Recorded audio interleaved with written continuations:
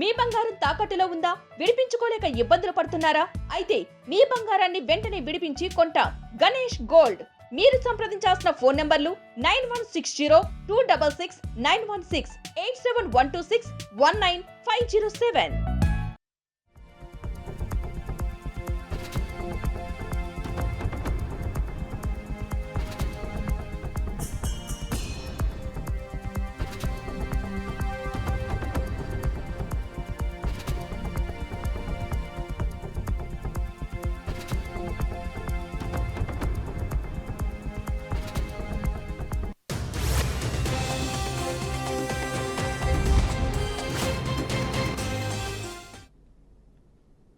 Right, ఇక breaking news చూస్తున్నాం. సంగారెడ్డి జిల్లా హత్నూర మండలంలోని రైతు వేదికలో గందరగోళం చోటు చేసుకుంది.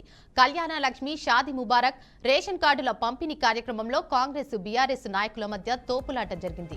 ఘటనా స్థలంలో కాంగ్రెస్ నేతలు పోలీసులను కూడా నెట్టివేయడంతో ఉద్రిక్తత నెలకొంది. ఈ నేపథ్యంలో పోలీసులు కాంగ్రెస్ నాయకులను కార్యక్రమం ప్రాంగణం నుండి బయటకు పంపించారు. తర్వాత చెక్కుల పంపిణీ కార్యక్రమాన్ని ఎమ్మెల్యే సునీత లక్ష్మారెడ్డి అధికారులు నిర్వహించారు. ఈ నేపథ్యంలో సీఎం రేవంత్ రెడ్డి చిత్రపటానికి పాలాభిషేకం చేసి కాంగ్రెస్ నేతలు తమ ఉత్సాహాన్ని ప్రదర్శించారు.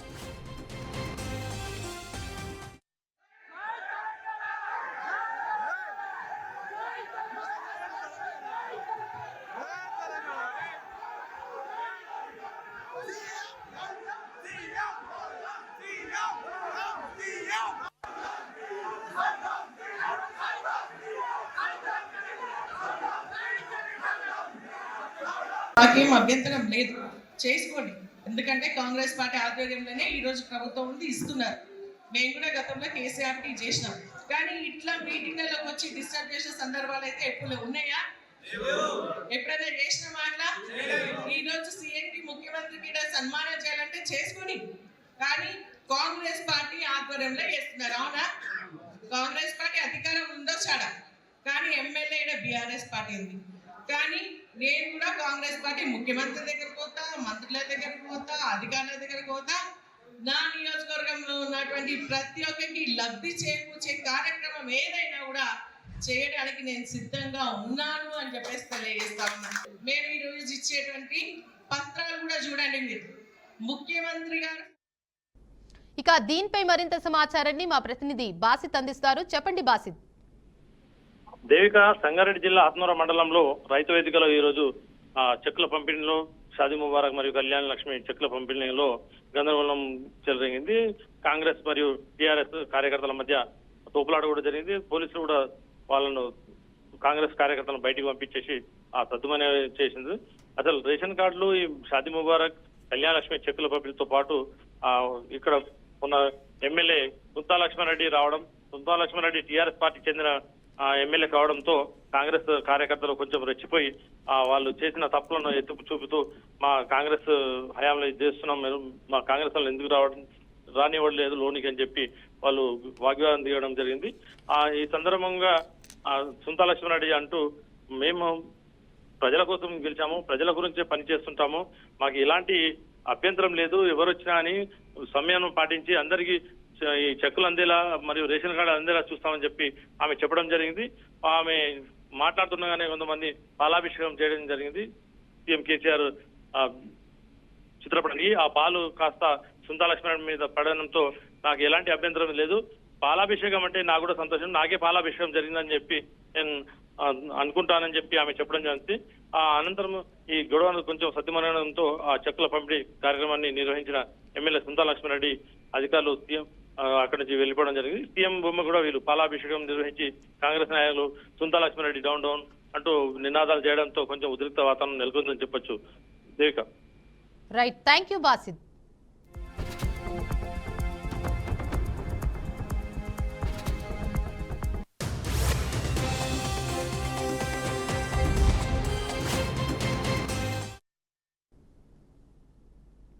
పహల్గాంలో 26 మంది అమాయకులను ఉగ్రవాదులు పొట్టన పెట్టుకున్నారని ప్రధాని మోడీ అన్నారు. వారణాసి, కాశీ క్షేత్రంలో పలు అభివృద్ధి కార్యక్రమాలకు మోడీ శ్రీకారం చుట్టారు. అనంతరం ప్రధానమంత్రి కిసాన్ సమ్మాన్ నిధిని విడుదల చేశారు. పహల్గాం ఘటన తన మనసును తాకిందని, హృదయం దుఃఖంతో నిండిపోయిందని ఆవేదన వ్యక్తం చేశారు. కాశీ విశ్వనాథుడు మహాదేవుని ఆశీర్వాదంతో ఉగ్రవాదులకు, దాయాది దేశానికి తగిన ప్రతీకారం తీర్చుకున్నామని మోదీ తెలిపారు. ఆపరేషన్ సింధూర్ విజయాన్ని మహాదేవుడి పాదాలకు అంకితం చేస్తున్నారని, సింధూరం కోల్పోయిన మహిళల త్యాగానికి ఇది నివాళి అని మోదీ అన్నారు. आज मैं ऑपरेशन सिंदूर के बाद पहली बार काशी आया हूं। जब 22 अप्रैल को पहलगाम में आतंकी हमला हुआ था, 26 निर्दोष लोगों की इतनी बेरहमी से हत्या कर दी गई। उनके परिवार की पीड़ा, उन बच्चों का दुख, उन बेटियों की वेदना, मेरा हृदय बहुत तकलीफ से भर गया था। तब मैं बाबा विश्वनाथ से यही मना रहा था कि सभी पीड़ित परिवारों को ये दुख सहने की हिम्मत दे। काशी के मेरे मालिकों, मैंने अपनी बेटियों के सिंदूर का बदला लेने का जो वचन दिया था,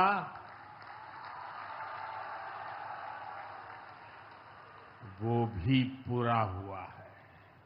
ये महादेव के आशीर्वाद से ही संभव हुआ है। मैं ऑपरेशन सिंदूर की భారత ఎన్నికల సంఘంపై కాంగ్రెస్ అగ్రనేత రాహుల్ గాంధీ విమర్శలు చేశారు. దేశంలో ఎన్నికల వ్యవస్థ పూర్తిగా కూలిపోయిందని, ఈసీ అవకతవకలపై మా దగ్గర పక్కా సమాచారం ఉందన్నారు. ఢిల్లీలో జరుగుతున్న వార్షిక లీగల్ కాన్క్లేవ్ 2025లో రాహుల్ గాంధీ పాల్గొన్నారు. ఈ కాన్క్లేవ్లో ఈసీ తమకు ఒరిజినల్ ఓటర్ లిస్టు ఇవ్వలేదని రాహుల్ గాంధీ చెప్పారు. 2014 నుంచి ఏదో తప్పు జరుగుతోందని తనకు అనిపిస్తుందని, గుజరాత్ అసెంబ్లీ ఎన్నికలపైన అనుమానాలు ఉన్నాయని రాహుల్ గాంధీ తెలిపారు. That will show the whole country that the institution of the Election Commission does not exist, that it has disappeared. It has taken us 6 months of non-stop work to find this proof. Why? Because the Election Commission does not give us electronic versions of the voter list. It gives us paper versions, and you'll be shocked to know, as I was, that when they give booth-wise paper versions of the voting list, that document cannot be scanned, it cannot be copied. Meaning you put it into a scanner, nothing comes out.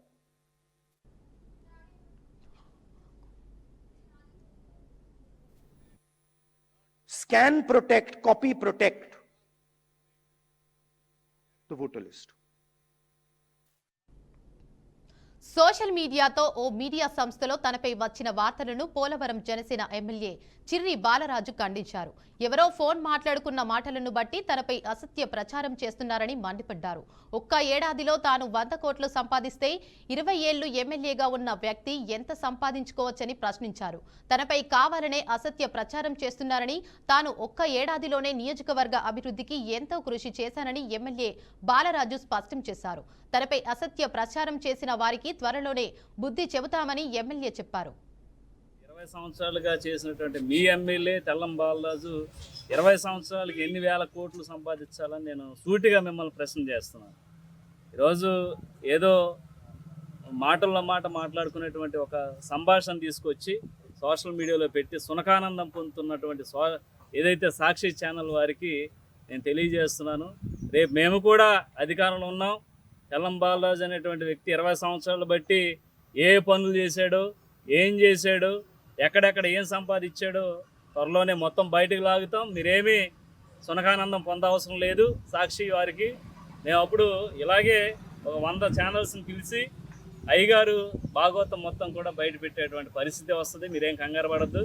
అలాగే ఈరోజు NDA కూటమిని దెబ్బ కొట్టడానికి, అలాగే ఇక్కడ ఉన్నటువంటి పరిస్థితులను ఇంకా అంటే నాయకుల్లో ఒక తిరుమల శ్రీవారిని కేంద్ర మంత్రి నితిన్ గడ్కరీ దర్శించుకున్నారు.